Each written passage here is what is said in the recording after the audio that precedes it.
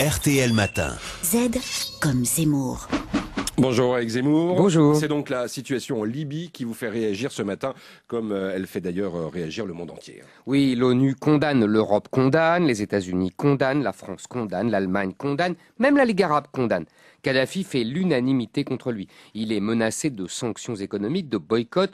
Pour moins que ça, le président Ben Ali est monté dans un avion et même l'Égyptien Moubarak a fini par s'incliner. Mais Kadhafi, lui, n'a toujours pas abandonné le pouvoir au prix d'une boucherie, menace-t-il. Comme les islamistes de Téhéran en 2009, comme les Chinois communistes lors de la révolte de Tiananmen il y a 20 ans. À la même époque, les régimes communistes européens refusaient, eux, de tirer sur la foule et perdaient le pouvoir.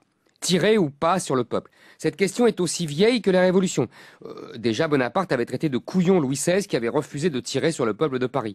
Pour le remercier, Louis XVI fut guillotiné. Et Bonaparte, qui n'hésita pas à donner le canon contre les royalistes, devint premier consul.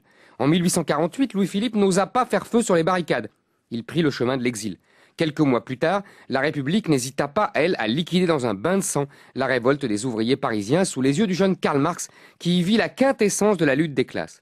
De son exil londonien, Louis-Philippe murmura « La République a bien de la chance, elle peut tirer sur le peuple ». Aujourd'hui, les pouvoirs ont des chars et des avions pour réduire à néant des combattants aux mains nues. Mais ils ont la télévision contre eux.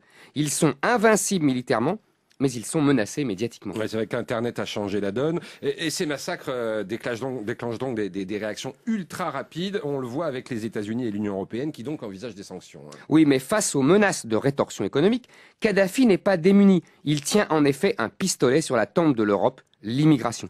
D'innombrables Libyens ne manqueraient pas de débarquer sur les côtes voisines de l'Italie pour échapper au massacre. Par ailleurs, Kadhafi, respectant des accords signés avec l'Italie de son grand ami Berlusconi, contenait l'immigration venue de toute l'Afrique, par des moyens policiers souvent brutaux.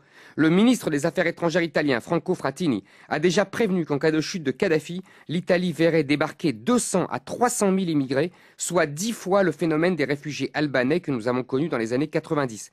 Ce sont des estimations basses, dit-il, ce serait un exode biblique. Qui tient qui? Qui menace qui? Qui a les moyens de faire plier qui? Depuis la chute de Ben Ali, des milliers de Tunisiens ont déjà débarqué en masse à l'île de Lampedusa, comme un avertissement, une mise en bouche. Alors, stop ou encore? Au moment même, Jean Raspail réédite son livre Le Camp des Saints, qui parut en 1973, comptait le débarquement sur les côtes provençales d'1 million d'Indiens miséreux, désarmés et pourtant irrésistibles, forts de notre faiblesse. Les grands écrivains sont toujours des prophètes. Et c'est signé Z. Z comme Zemmour, Éric Zemmour, chaque matin sur RTL. À demain, Éric.